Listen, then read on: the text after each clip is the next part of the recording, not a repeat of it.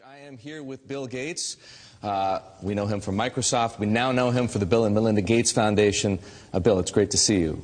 Great to see you here in particular because we know the Gates Foundation for its work on infectious diseases, child health, nutrition, agriculture, education, the list goes on. Why does Bill Gates care about finance? Well, it's all about helping the poorest. And one thing they don't have access to is bank accounts. The fee structure, if you have small amounts of money, is just too high. And we got involved in some traditional microlending, but just didn't see how that could scale up and get inexpensive enough. So now we're involved in trying to make sure we get a very efficient digital payment structure set up for all the poorest in the world to get financial products that work for them. What are you doing? The idea is that typically through the cell phone, you should be able to send money to your relatives.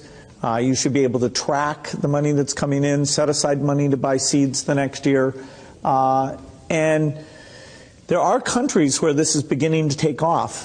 Kenya, Bangladesh, even Somalia, maybe the last country you'd suspect up in Somaliland.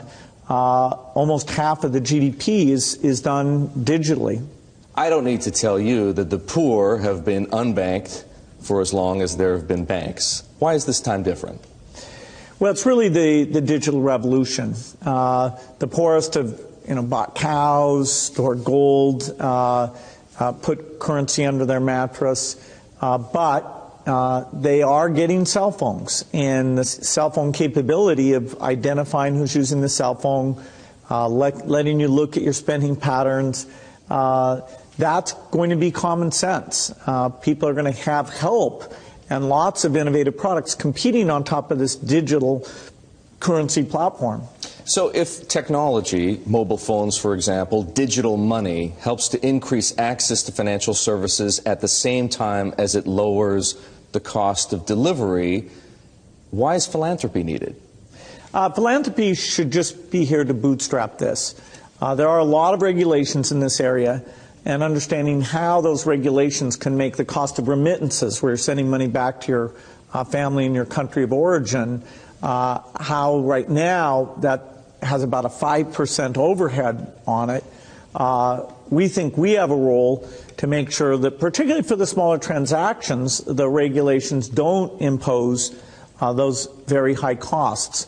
Once this gets going, then we'll step up to the applications and say, okay, how does a savings application help the mother make sure money's focused on the kids? How does it help them stay in school, set money aside for the uniform or for good future planning? Some of what you just described, the need to move money from place to place, the cost of doing so, the overhead, as you put it, makes me think, believe it or not, of Bitcoin, because some people have said, hey, Bitcoin is the answer to those problems. Are you a believer?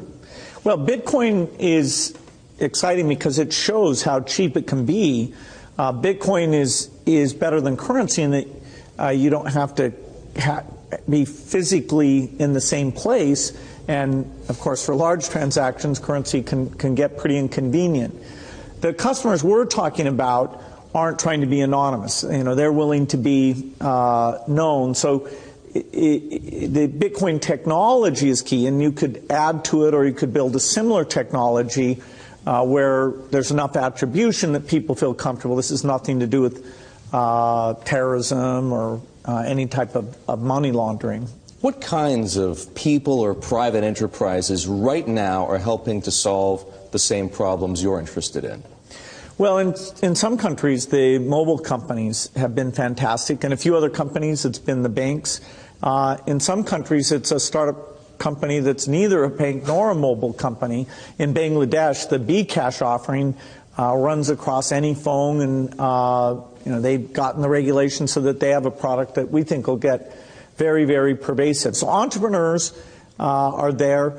The enablement this creates, if you want to put in, say, electricity in a city, collecting your bills is one of the reasons why the underspending of infrastructure in these areas is a real thing holding back the economy.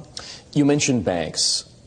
Are the legacy institutions, for the most part, banks, credit card companies, payment processors, friend or foe?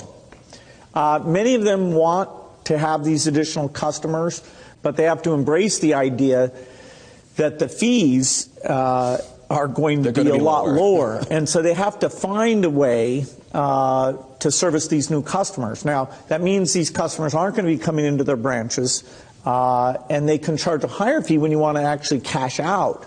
But if it's a pure digital transaction, then, you should be paying, less than 1% to move that money from you to a merchant or from you to a friend, even with meeting all the regulatory requirements.